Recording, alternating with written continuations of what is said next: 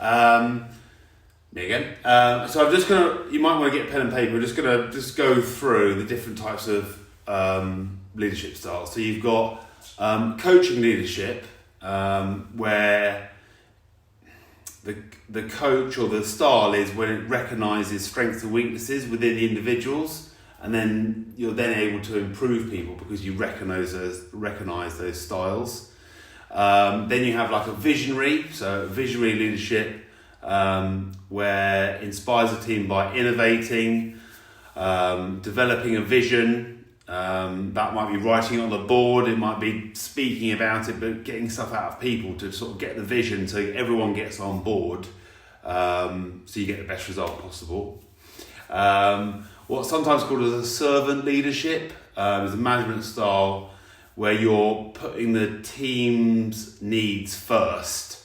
Okay, so always putting their teams first, and by personally and professionally getting them involved, they're more fulfilled. Okay, you normally produce a higher sort of quality result in work or more chance of winning gold medals, but the overall the athlete or the employee satisfaction would be better. And then something you might have heard before is autocratic style of management, where you have like a leader who sort of at the top of the triangle who holds all the power and they make decisions. Probably quite similar to GB rowing, not always effective I think at times, but that's sort of what I've came across from my angle. It's normally sort of a style that doesn't have any room for error. So it's like decisions that need to be made quite quickly. And if there's like any safety risk or time constraints, you've got to just go straight in. So it's one of those. Now the opposite is like what they call a laissez-faire style, which is translated, it's called leave it alone, which is more of a relaxed style, and it's, I guess, getting people to come up with sometimes solutions. So you're almost asking people, how does that feel? How was that session? What did the stroke feel like as you were taking a stroke? How are you feeling you're doing? And by giving people that sort of power, I guess that helps people, and they then feed back a little bit more because they're more in a relaxed state. So I have found that through one or two coaches before, and it's normally quite useful with certain types of people. So being able to sort of understand that is really important. And then you've got things like the democratic style, where people participate, and the whole team contributes to make a sort of a decision. And then you've got transformational type of leadership, where the leader inspires and motivates the team members, normally to create like a positive changes within the organisation, team, or whatever it happens to be. This normally helps increase like the group sort of like morale. It can also improve like conflict resolutions between the group, and also sort of gets a more buy-in, so it's ownership of all people going towards one common goal. Transactional type of leadership, so motivating through like reward and punishment model. This is like a really driven type, and it sort of measures success. So it rewards success and then penalises. It's got quite a bit of a trade-off. So it can do quite well for a while, but there's normally it comes at an expense.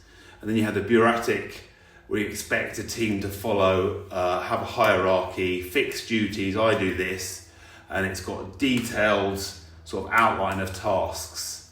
Normally found in like military and those kind of things. And you've got like a performance pace setter, where you set a high bar, lots of energy, dynamic work, and all team members are held accountable. So those are the ones that I'm sort of putting forward, or those sort of ones I've come across, I wouldn't expect everyone to be able to adapt to those. I wouldn't be able to adapt to all those scenarios, but having an awareness of them and being able to sort of pull them out every now and again when you need them, I think is quite useful to know the different styles. And depending on whether you're teaching, coaching, a primary school child, or maybe someone that's older than you, or your peers, you might think about a different style, depending on what the outcome might be. So the other thing I've sort of considered during this lockdown period is that I've been doing lots of coaching via this. So I have to be thinking about, am I standing there sort of bolt straight and just talking through, or am I using something within the screen in terms of a presentation, which I could have done with you guys today, or am I up and about and moving to try and be as descriptive as possible? I decided to stand today for this because I thought that might have a greater impact rather than sit down at my desk, but everyone has to sort of find their particular style on how they want to present things and have different leadership skills.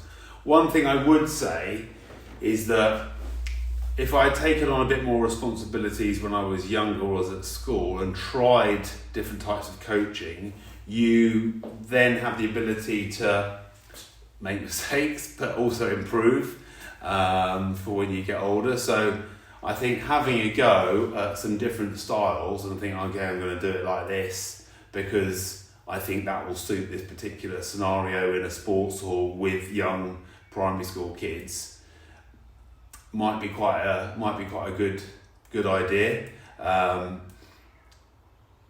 At certain times, you might need to change your coaching style halfway through, and that's probably the ultimate type of coach who can actually adapt to that scenario.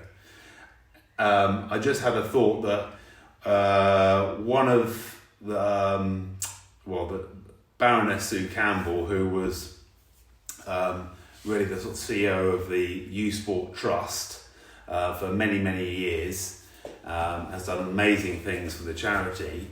I remember her giving a presentation, and one thing that she said was, to be a good coach, you don't always need to be the one jumping up and down on the sidelines, sweating, shouting at different sort of members of your team to do this and do that.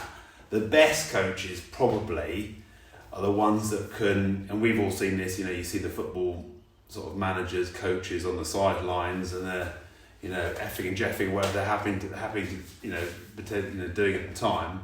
But the best sort of coaches really are the ones that have enabled the team to come up with solutions themselves on the pitch and also motivate each other. So it's not the coach that's got to literally be driving it all the time. They can actually sit back and have a more of a overview role, and because they've empowered those people and they've given them the skills to be able to do that themselves. I always thought that was quite interesting. And not necessarily the best coaches doesn't always need to be at the top of the ladder. So we always think of coaching as a good coach must be then, or a teacher must be at the very top of the tree. So whether they're lecturing at a university or whatever it happens to be, or whether they're looking after one of the GB athletes who are about to win a gold medal, it doesn't really always necessarily work like that. Some of the best teachers are just amongst us all the time at primary school level, and they might be down the football club, because actually teaching people how to do a new sport or a new skill for the very first time is really difficult. Teaching someone who's been doing it for a couple of decades already is totally different, and you could argue is actually much easier. So don't always feel that the best coaches are the ones at the top of the pyramid. you need a good coaches all the way along that, and you have to work out in your personality and where your passion lies at different levels. I